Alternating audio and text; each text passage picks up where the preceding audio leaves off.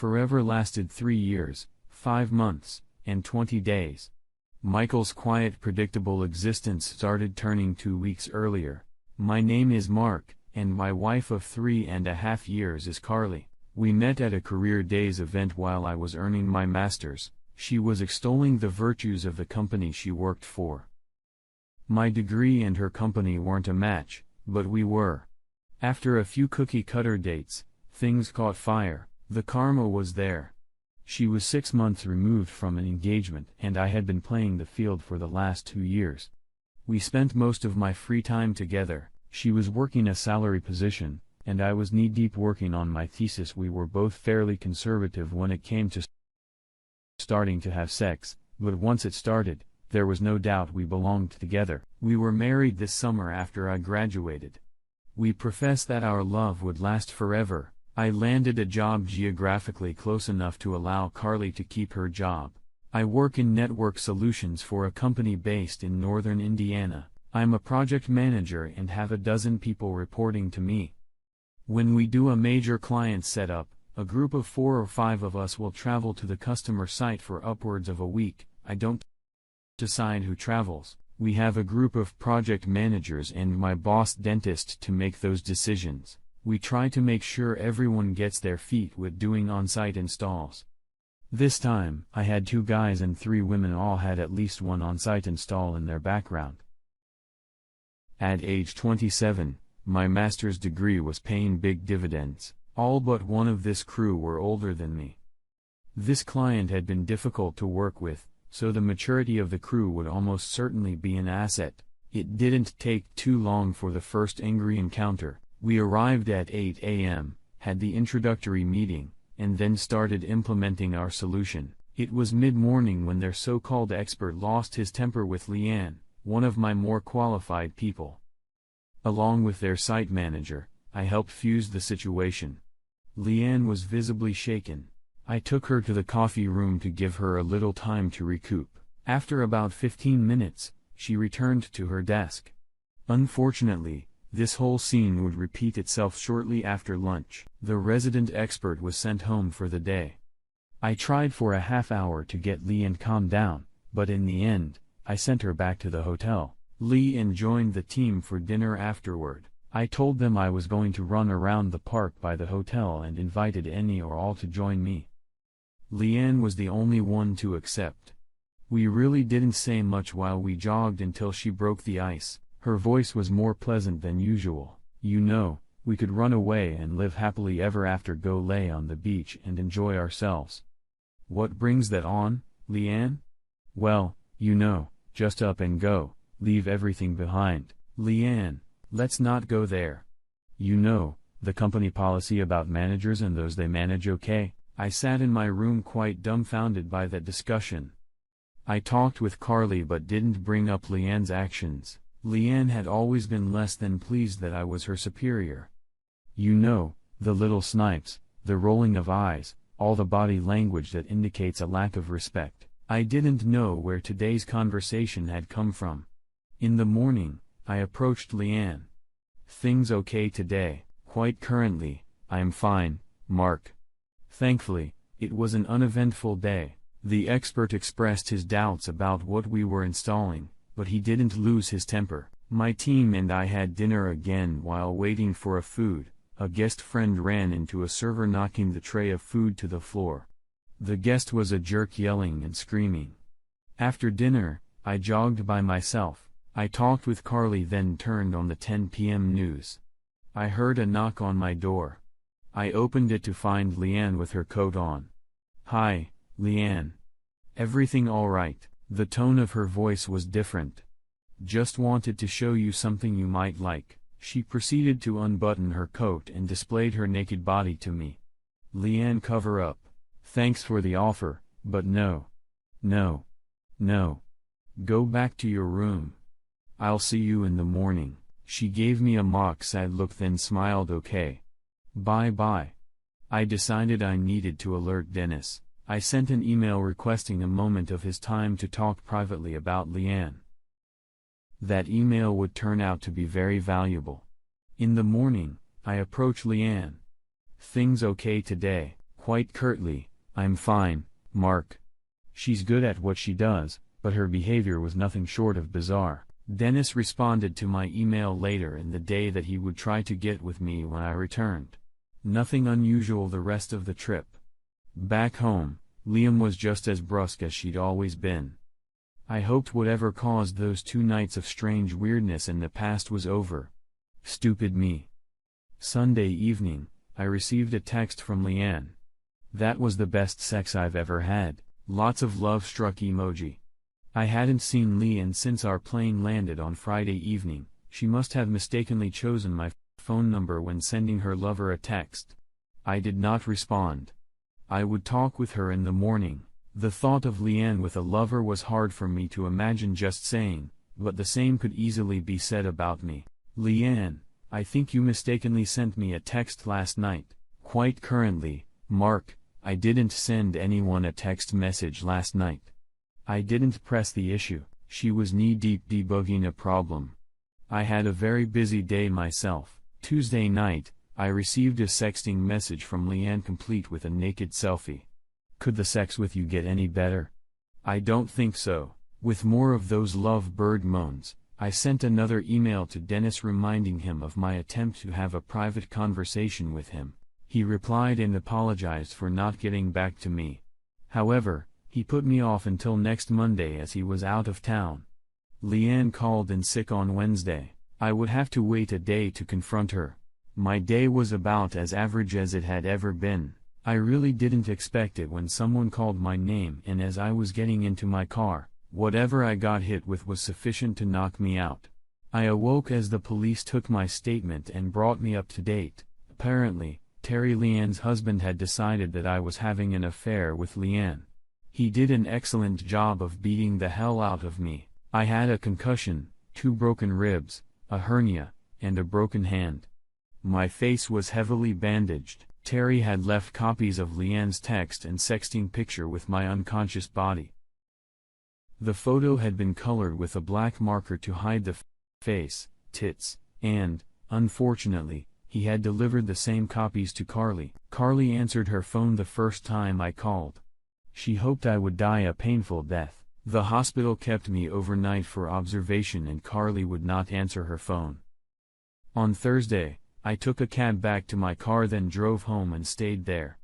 Carly wouldn't talk to me when she got home. Rather than starved, I had a pizza delivered. On Friday, I went into the office even though my side was killing me. Mid-afternoon, I was told that I had been placed on paid leave.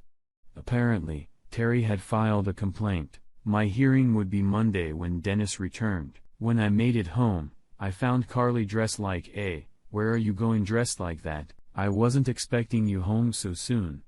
I left you a note. I have a date." "Carly, don't do this. There's no going back if you do."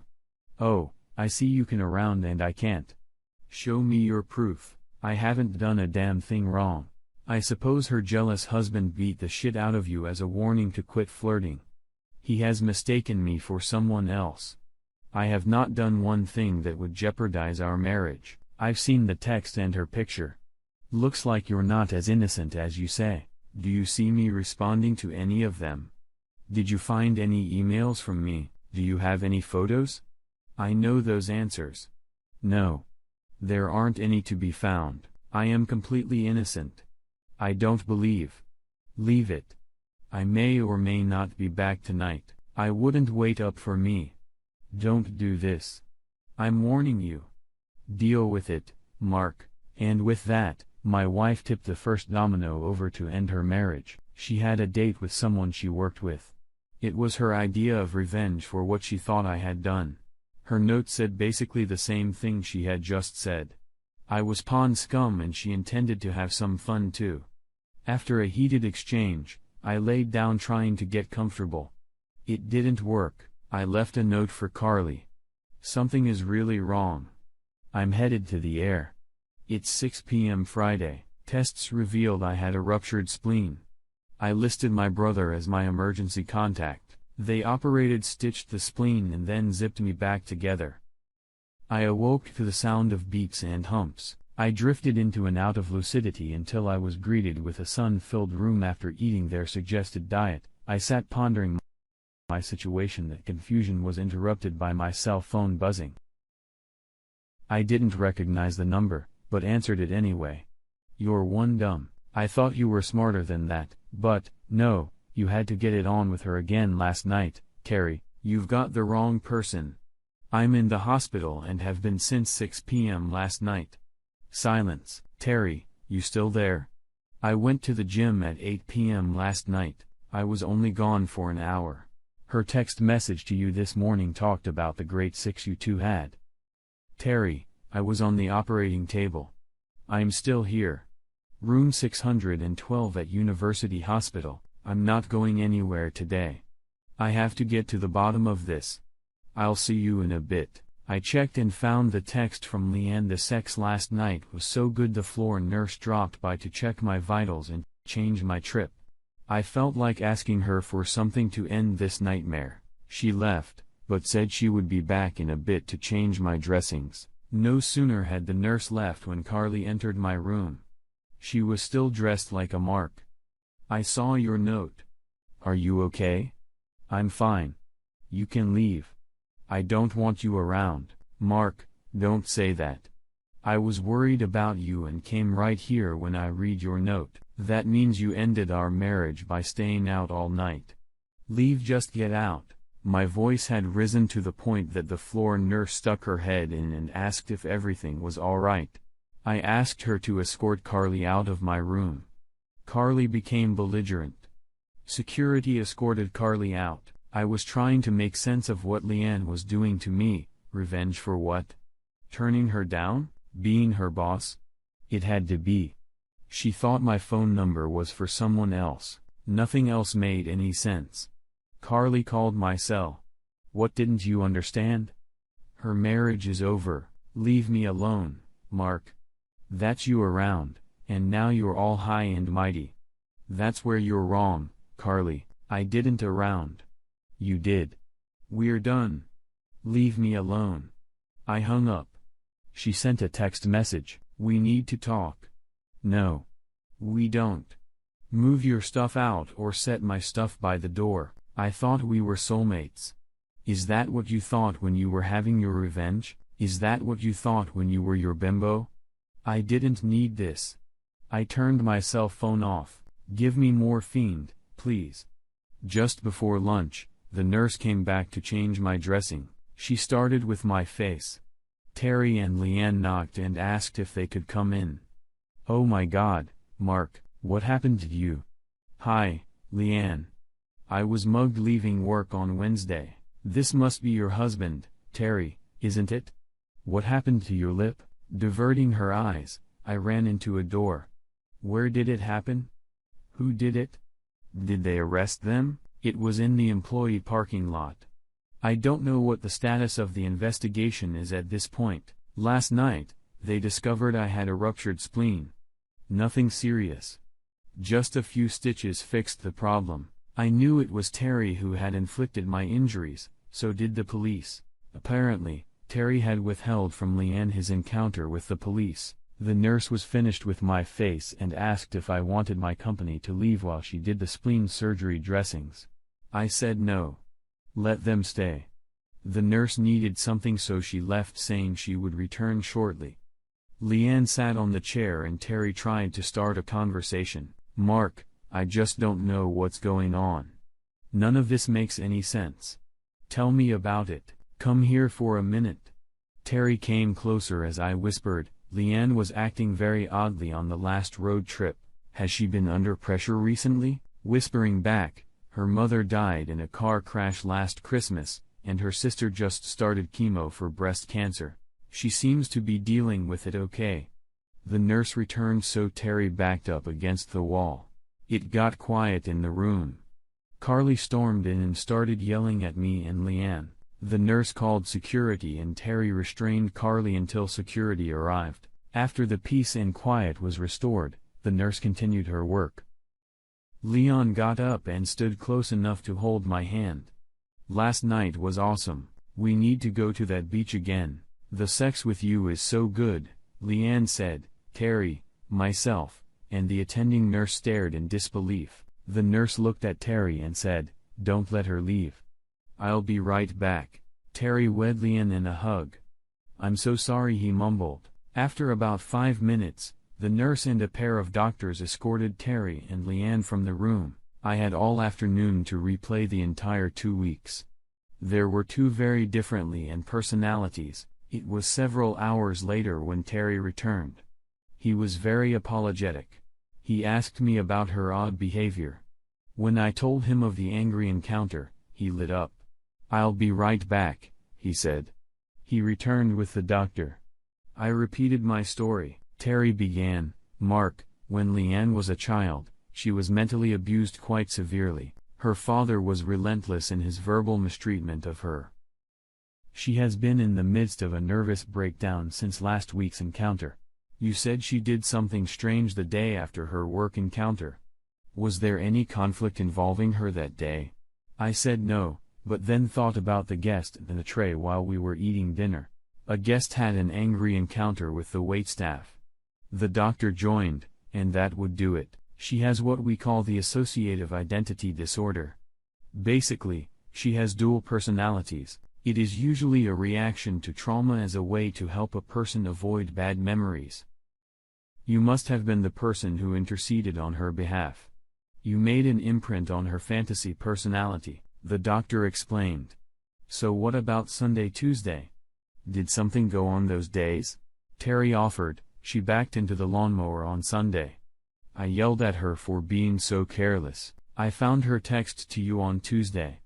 We had an angry encounter. The more she denied, the angrier I got.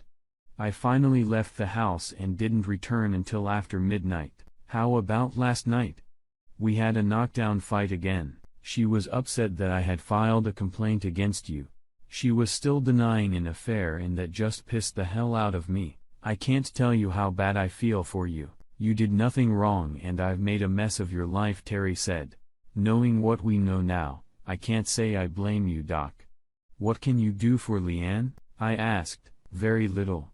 She needs extensive counseling to help her understand what's happened to her. People get over it.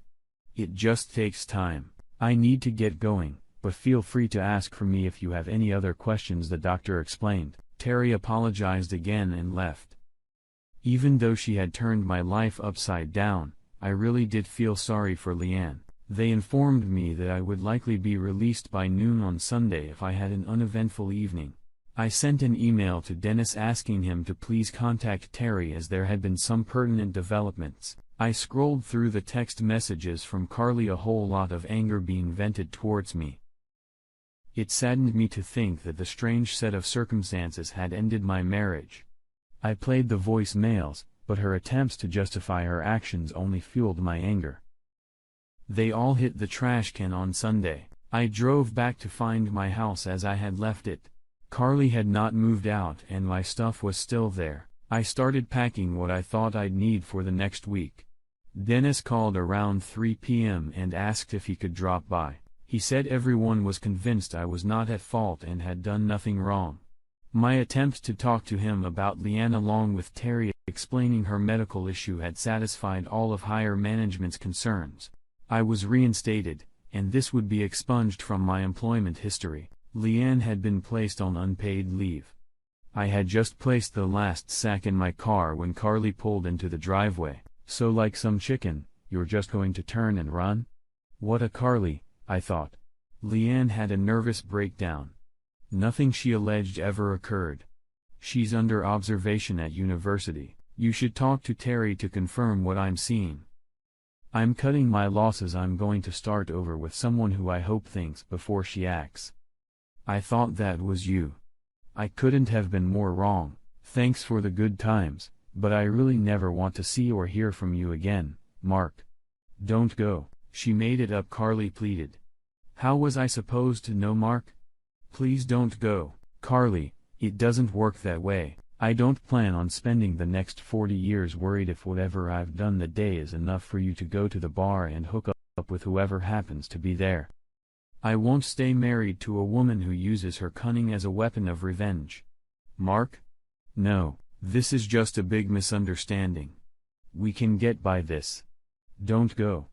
I'm sorry. Please, Carly begged. I shook my head and closed my car door. She's convinced we can get past this misunderstanding. Are you kidding me? A misunderstanding? The tone of the text and voice mails had certainly changed. Apparently, she thought I would get over this in a few days. My hopes for an amicable divorce were not to be. We have no kids, no pots of gold to divide, yet the judge orders 2 months of weekly counseling sessions. Apparently, Carly saying she didn't want a divorce was the reason behind this roadblock. As much as I wanted to skip them, I certainly didn't need any blemishes on my reputation. The first session ended badly.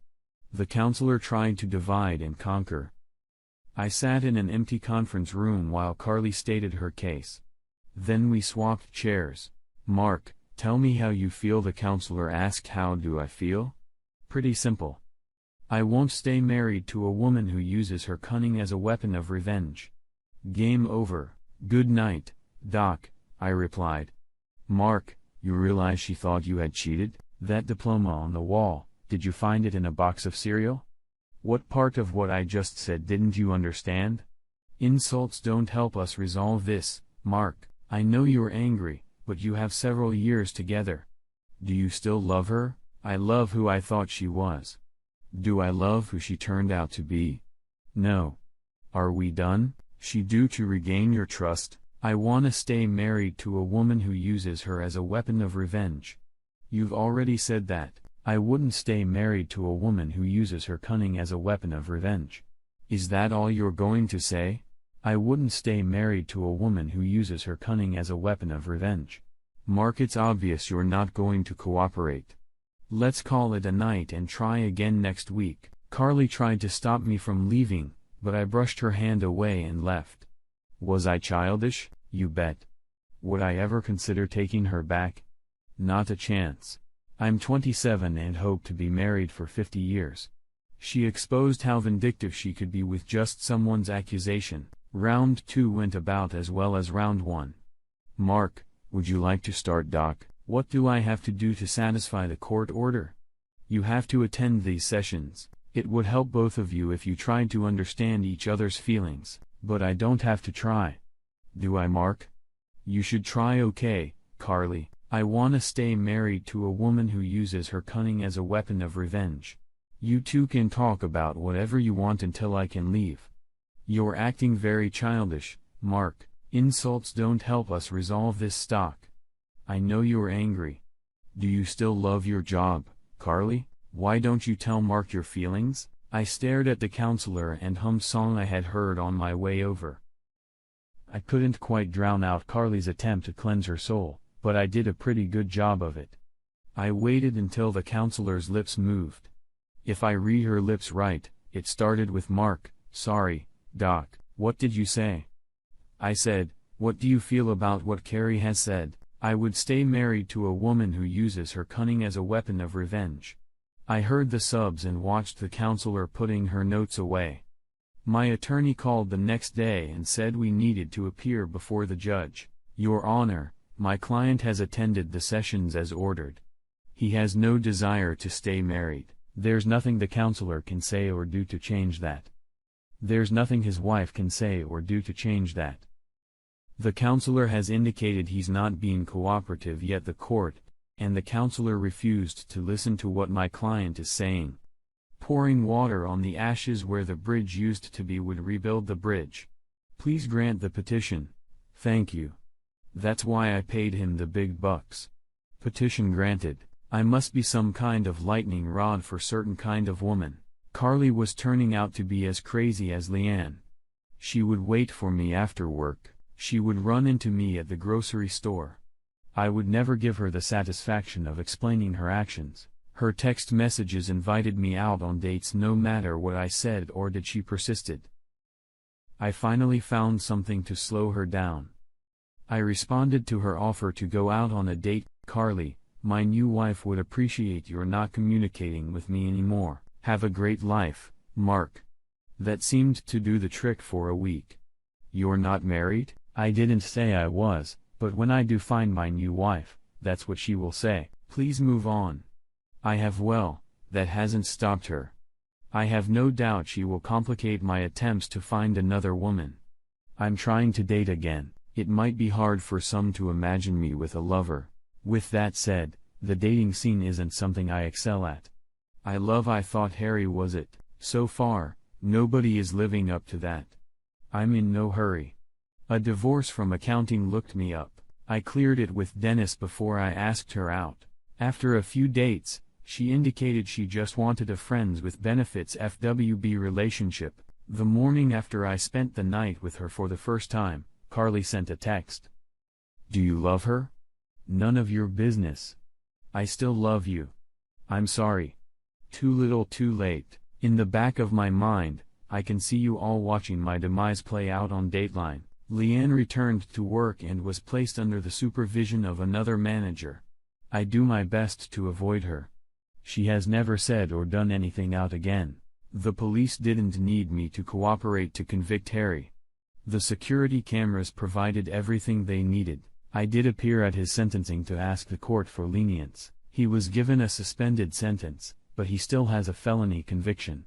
Having FWB works for now, but I want a soulmate, preferably one that understands that the intercourse required to resolve a conflict has no sexual connotation. Thanks to the user more and more for this incredible story.